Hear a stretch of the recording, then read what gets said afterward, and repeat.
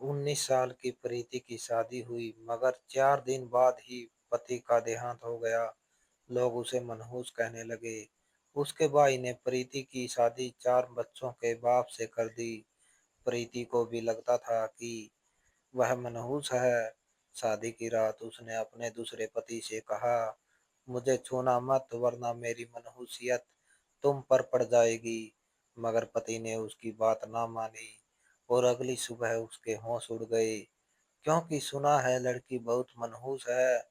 पहली शादी होते ही 4 दिन में अपने पति को खा गई थी।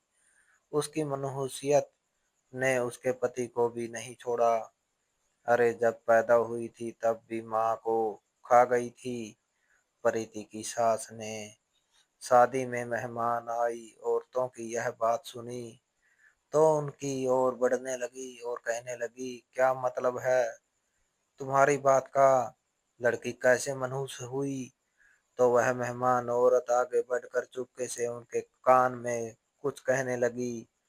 प्रीति की सास जैसे जैसे उस औरत की बातें सुनती जा रही थी, उसका रंग उड़ता जा रहा था, लेकिन अब कुछ नहीं हो सकता था, क्योंकि शादी तो हो चुकी थी। वह तो खुश थी कि अपनी इतनी उम्र के बेटे के लिए इतनी सुंदर और कम उम्र की लड़की मिल गई है। तो क्या हुआ अगर वह विधवा थी? देखने में तो बिल्कुल नाजुक सी और कुंवारी ही लगती थी, लेकिन अब यह क्या बात सुनने को मिल रही थी? उसकी भाभी ने तो कहा था उसका पति कार एक्सीडेंट में मरा था। यह तो उसे पता ही नहीं था कि शादी के 4 दिन बाद ही वह विधवा हो गई थी। विदाई का शोर उठा और प्रीति की विदाई कर दी गई। मगर विदाई से पहले भाभी ने उसके कान में कह दिया था, अगर अपनी मनहूसियत से इस आदमी को भी खा गई तो वापस हमारे पास लौट कर आने की जरूरत नहीं है। तुम्हारे भैया को भी अपनी जिंदगी बनानी है, अपने बच्चों के लिए भी कुछ करना है और मेरी भी अपने पति से कुछ इच्छाएं हैं। अब मैं उन इच्छाओं को पूरा करना चाहती हूँ, इसलिए अच्छा यही है कि जैसे तैसे करके अपनी जिंदगी अपने पति के घर में ही गुजारना, और अगर पति को खा भी जाओ तो यहाँ लौट कर आने की जरूरत नहीं है। प्रीति का दिल दुख से भरने लगा। भय और शंका उसके पूरे अस्तित्व में पंजे गाड़ कर बैठ गई। विदाई का समय था। बजाय इसके कि भाभी आशीर्वाद देती, ऐसी बातें कर रही थी। पहले से घबराया दिल और भी भयभीत हो गया था। उसने भरी हुई आंखों से भाई की ओर देखा तो भाई ने आगे बढ़कर गले से लगा लिया, किसी बात की टेंशन मत लेना, अगर कोई परेशानी हो तो मुझे बताना, मैं हूं ना तुम्हारा भाई, हमेशा तुम्हारा साथ दूंगा। जिंदगी के किसी मोड़ पर भी खुद को अकेला ना समझना। भाई ने सर पर हाथ रख कर आशीर्वाद दिया तो प्रीति जोर जोर से रोने लगी। यही तो एक सहारा था जिसके सहारे पर वह अपने सारे दुख भूल जाती थी। उसे लगता था कि उसका भी दुनिया में कोई है, वरना माता पिता की मौत के बाद तो उसे लगा था जैसे उसके लिए दुनिया वीरान हो गई है। रोते धोते और आशीर्वाद के साथ प्रीति मायके से विदा होकर अपने ससुराल आ गई थी। ससुराल के घर में कदम रखते ही 3 छोटे छोटे बच्चे आकर उससे लिपट गई। उसका दूसरा पति मिडिल क्लास फैमिली से संबंध रखता था, ना बहुत ज्यादा अमीर था ना गरीब, अच्छी आमदनी थी, गुजर बसर हो रही थी। उसके पति का पहला बच्चा लगभग 10-11 साल का था, यानी प्रीति से सिर्फ 8-9 साल छोटा। उसके बाद के 3 बच्चों को खुद से लिपटता देखकर प्रीति घबरा गई, मगर उसने धीरे से बच्चों के सर पर हाथ फेरा। कुछ भी था, अब यही उसकी जिंदगी थी। वो इन बच्चों से मुंह नहीं मोड़ सकती थी। इन्हीं बच्चों की खातिर उसे इस घर में लाया गया था और वह यह बात अच्छी तरह जानती थी। खुद भी अनाथ थी, भाभी के अत्याचार सहन किए थे, मगर भाई बहुत प्यार करता था, उस पर जान छिड़कता था। मगर कभी बाई को भाभी के अत्याचार नहीं बताए थे। वह नहीं चाहती थी कि उसकी मनहूसियत से बाई का घर खराब हो जाए, इसलिए हमेशा ही चुप कर जाया करती थी। अब इन बच्चों को देखकर उनके दुख का उसे अच्छी तरह अंदाजा हो रहा था। तभी छोटा बच्चा डर के एक ओर खड़ा हो गया। उसने धीरे से छोटे बच्चे को अपने पास बुलाया, यहाँ आओ बेटा। बच्चे ने नहीं में सर हिलाया तो वह खुद उस बच्चे की ओर बढ़ी। बच्चा डर कर और भी पीछे हटने लगा। जब उसने नरमी से उसे अपने पास बुलाया और गले लगा लिया, मैं आपकी मम्मा हूँ, क्या आपको नहीं पता? उसने बच्चे की आंखों में देखते हुए कहा। उसका पति दूर खड़ा यह सब देख रहा था, जबकि सास भी चुपचाप प्रीति को देख रही थी। उसे उम्मीद नहीं थी कि प्रीति इतनी जल्दी अपने सौतेले बच्चों को स्वीकार कर लेगी, मगर दिल ही दिल में खुश भी थी। सारा भय और डर कहीं दूर जाकर सो गया। आप मेरी सौतेली मम्मा है, और सौतेली मम्मा गंदी होती है, बहुत मारती है, खाना भी नहीं देती और धूप में भी खड़ा करती है। 6 साल के ईमू ने मासूमियत से प्रीति की ओर देखते हुए आंखें बंद करके कहा, तो प्रीति ने उसे गले से लगा लिया और कहने लगी, मैं बस आपकी मम्मा हूँ, सगी या सौतेली यह सब कुछ नहीं होता। मैं आपको कभी नहीं मारूंगी, बस आपको मुझसे दोस्ती करनी होगी। उसने हाथ आगे बढ़ाया तो ईमू ने खुश होते हुए हाथ पकड़ लिया। सास जो बेटे को मना करना चाहती थी कि प्रीति के माँ पास मत जाना, वरना उसकी मनहूसियत की छाया तुम पर भी पड़ जाएगी, अब खामोश हो गई थी। लेकिन बेटे को एक और ले जाकर प्रीति की भाभी और उस मेहमान औरत की सारी बातें बता दी थी।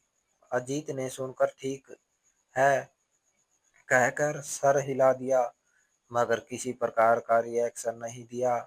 प्रीति को उसके पति अजीत के कमरे में पहुंचा दिया गया। धक धक करते दिल के साथ प्रीति कमरे में बैठी हुई थी। दिल भी तेजी से धड़क रहा था। इतनी उम्र का पति ना जाने कैसे स्वभाव का होगा, और फिर उसकी अपनी मनहूसियत पता नहीं यह घर बसने भी देगी या नहीं। आंखों में आंसू भरे वह बार बार भगवान से प्रार्थना कर रही थी कि हे भगवान, इस बार कुछ बुरा ना हो। वह लौट कर भाभी के पास कैसे जाएगी और दुनिया वालों को क्या मुंह दिखाएगी? उसकी मनहूसियत तो पहले ही ना जाने उसके कितने रिश्ते खा गई थी, अब वह और कुछ खोना नहीं चाहती थी। थोड़ी देर बाद दरवाजा खटखटाते हुए अजीत कमरे में आया।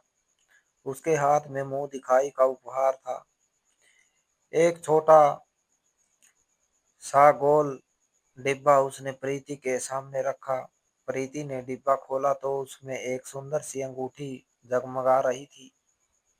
उसकी आंखों में आंसू आ गए। थैंक यू कहते हुए उसने सर झुका दिया। अजीत ने प्रीति का हाथ पकड़कर अपने होठों से लगाया और उसके और पास होने लगा। प्रीति अचानक से बेड से उतरकर खड़ी हो गई। प्लीज मेरे पास मत आइएगा। उसके पति ने सवालिया नजरों से उसकी ओर देखा तो प्रीति ने सर झुका दिया। कहने लगी, मैं मनहूस हूँ, मेरी मनहूसियत की छाया कहीं इस घर पर ही ना भी ना पड़ जाए। मैं आपकी पत्नी हूँ और आप मेरे लिए इस दुनिया में इकलौता सहारा है। मैं आपका नुकसान नहीं चाहती। आंखों से आंसू बहने लगे थे जब पति ने उसे गले लगा लिया और कहने लगा, यह मनुष्यत कुछ नहीं होती। प्रीति उसे रोकती रह गई, मगर अजीत ने उसकी एक ना सुनी। प्रीति ने भी धड़कते दिल के साथ सब कुछ स्वीकार कर लिया था, मगर वह यह नहीं जानती थी कि अगली सुबह उसके लिए कौन कौन से झटके लेकर आने वाली है। अगली सुबह जब वह उठी तो पति बिस्तर पर नहीं था। भागते हुए कमरे से बाहर आई तो एकदम उसके कदम रुक गए। सामने ही जमीन पर चकरा कर बचपन की यादों में खो गई।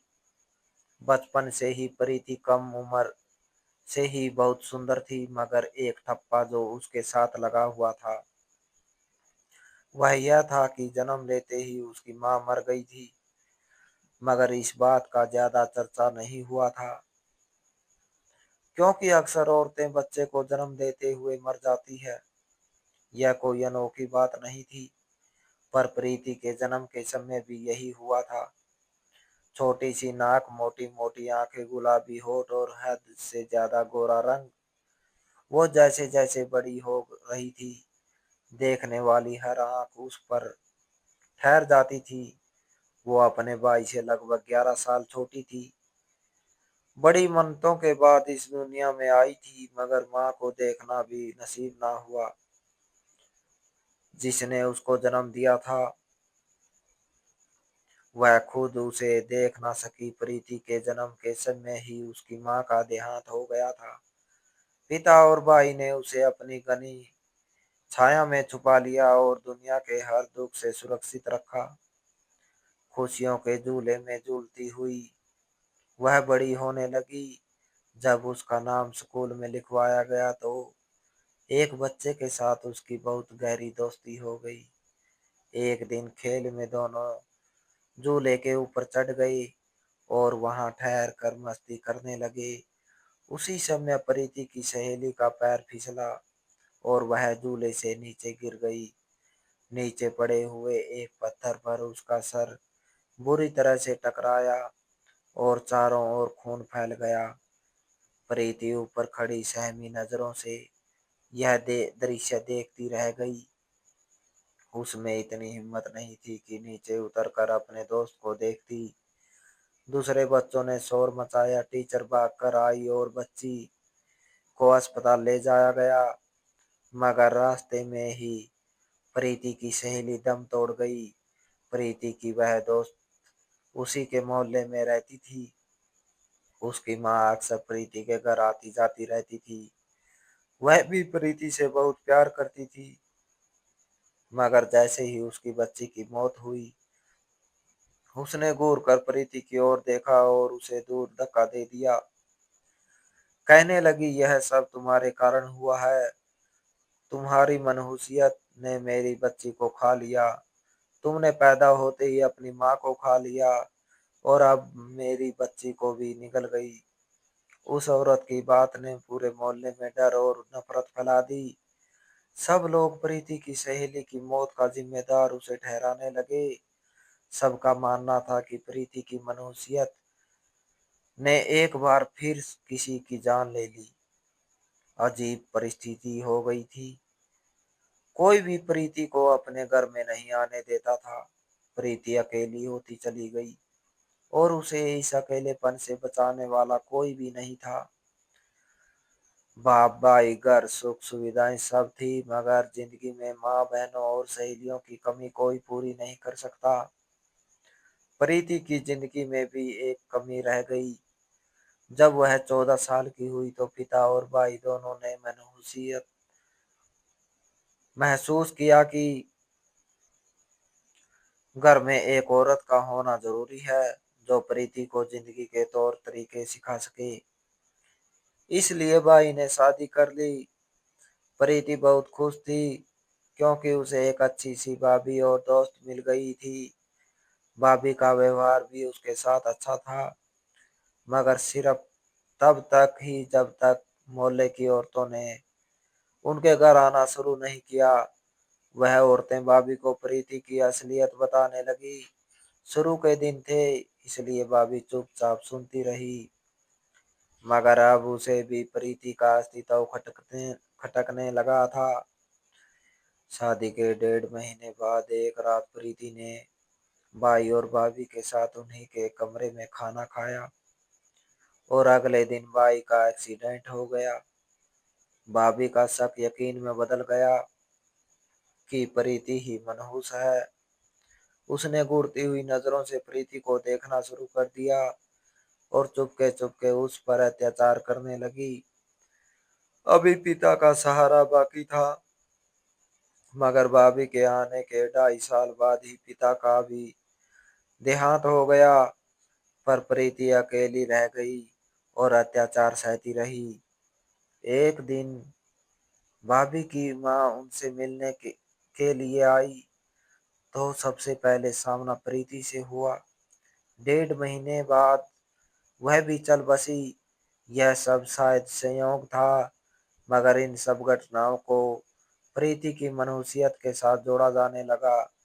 वह हर एक के लिए अशुभ कही जाने लगी। जब प्रीति 19 साल की हुई तो भाभी ने जैसे तैसे करके उसके लिए एक रिश्ता ढूंढा और उसे विदा कर दिया।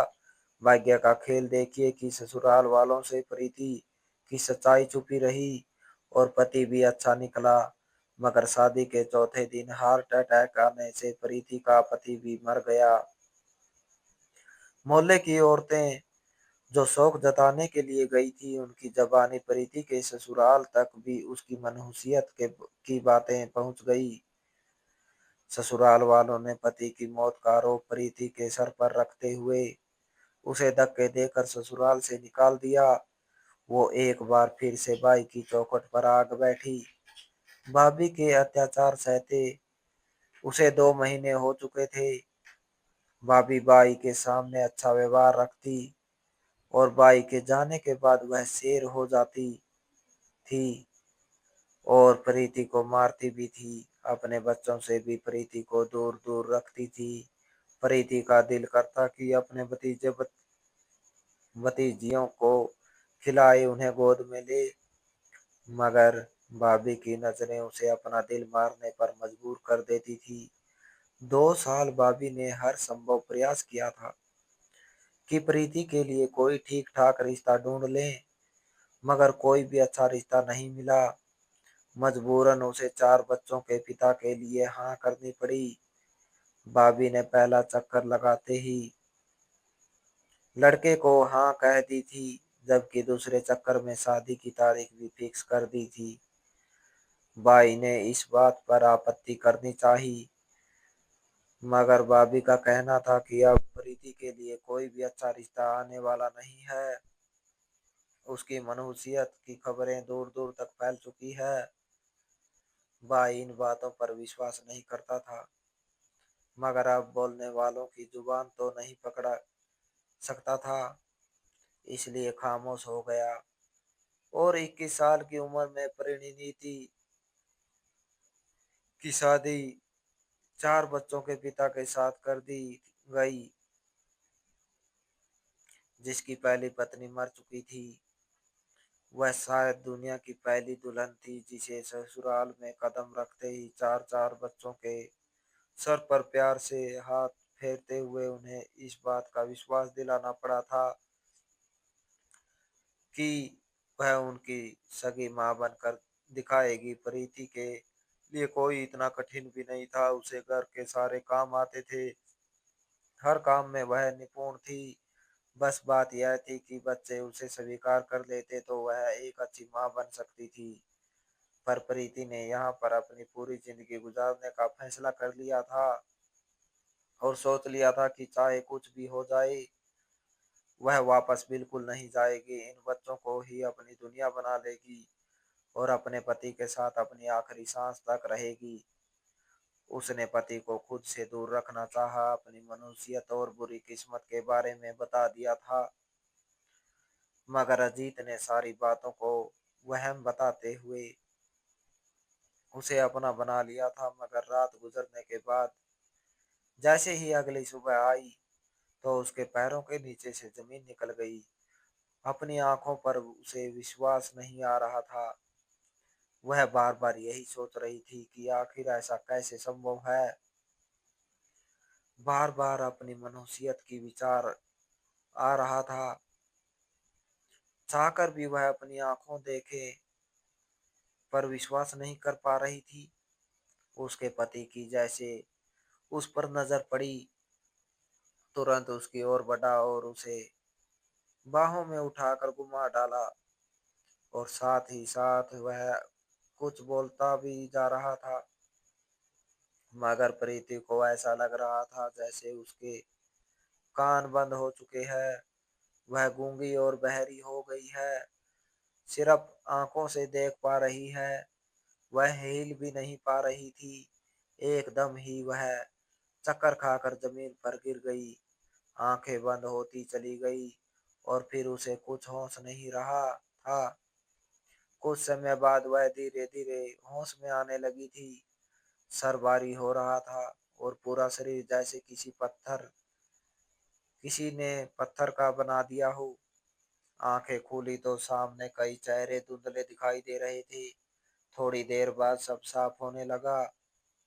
सामने उसकी सास परेशान सी खड़ी थी, बच्चे कोने में सहमे हुए खड़े थे और पति उसके सर के पास झुका हुआ खड़ा था, जैसे किसी कीमती कीमती चीज की सुरक्षा कर रहा हो। सबकी आंखों में उत्सुकता थी। उसने हल्की सी आवाज में कहा, मैं कहाँ हूँ? क्या हुआ मेरे साथ?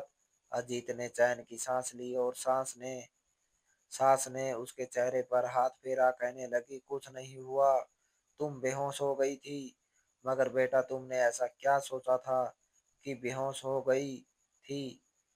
प्रीति ने आंखें घुमाकर इधर उधर देखा और उठने की कोशिश की तो पति ने सहारा देकर बिठा दिया। फिर अचानक अजीत के चेहरे पर मुस्कुराहट आ गई। वो जोर से हंसने लगा और कहने लगा, अरे प्रीति, तुम तो खुद को मनहूस कहती थी, मगर तुम तो हमारे लिए लक्की निकली हो। वह हैरत से अजीत को देखने लगी। क्या मतलब? उसने धीरे से पूछा। अजीत ने खुशी से कहा, मेरी कंपनी ने मुझे प्रमोशन दिया है, मुझे नए प्रोजेक्ट के हेड बना दिया गया है और कंपनी की ओर से एक नई गाड़ी भी मिली है।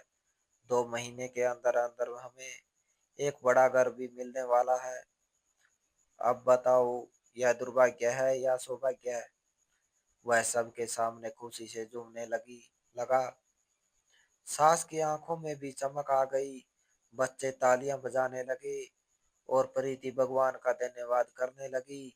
उसके होठों पर एक ऐसी मुस्कुराहट थी जो बरसों बाद आई थी।